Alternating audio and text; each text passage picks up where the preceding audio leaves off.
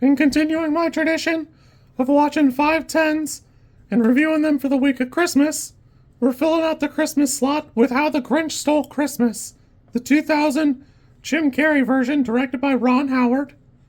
On the outskirts of Whoville lives a green, revenge-seeking Grinch who plans to ruin Christmas for all the citizens of the town. I gotta be honest with you, it's really done wonders for my mental health that the movie has returned to theaters basically every year for the last 5 years. I dress as the Grinch once a year, and we walk around like a big mall. I love it. I really do enjoy the whole thing. It's a fun bit. I did it over the summer for Christmas in July. I love seeing Jim Carrey as the Grinch. I'm happy to tell you that while I enjoyed well enough the cartoon version from before this, and I think the CGI one is fine, I think this movie's fantastic. It's actually funny to me how, like, at the time it got kind of like middle of the road reviews. Everything about this movie really does shine. Anthony Hopkins' narration really elevates the story. Jim Carrey's rubber face really does crush it. I think this is the most Jim Carrey we've ever seen.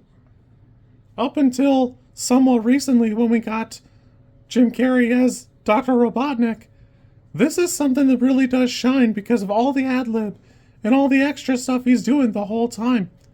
There's just something special about the way he presents it, followed up by playing the opposite of both Taylor Momsen, who has like that effortless charm as just being a child actress, who has a rich little bit.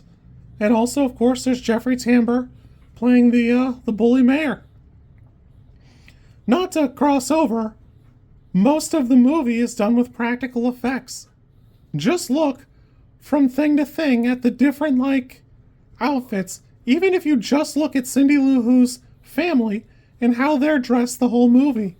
Above and beyond, like, the movie takes place over the course of, like, 2.5 days. Just look at the way the characters are dressed throughout these couple of days to celebrate the Whobilation and Christmas. Not to skip over, just check out all the little, like, set pieces. All these things have such a great, rich little bit where they're trying to pay tribute and really nail the Dr. Seuss aesthetic. The star, the trees, the cars, even the police officer has like this weird like belly band bit. He looks really good. I'm stunned how on a rewatch, I'm stunned how good this whole movie looks. The movie stays at a crisp 105 minutes, and I think that's about perfect. 90 minutes is a sweet spot for a lot of movies, but having the Grinch here and have like a little rich depth of time and space really do elevate it. It's interesting to me that like most of the trouble is just based on a little bit of holiday trauma that apparently the Grinch spends 30 years, 35 years not getting over. Later on, we come to find that most of the Who's are just afraid of the Grinch, and nobody hates him. He's just internalized all those feelings and never let him go. But yeah, from trunk to skunk, I think this production's fantastic. Even the CG stays pretty fresh and crisp. It only really falls off when there's like a skiing bit later on. The CG is just, I think it's just aged out. It's like been 25 years, so it's kind of natural that part is not great looking, but the rest of it stays pretty crisp and fantastic. The production design is good. You can see a lot of care went into these sets, into these pieces, into the costumes. And damn, I mean, there's that makeup thing with Jim Carrey where he was on the struggle bus for a little while.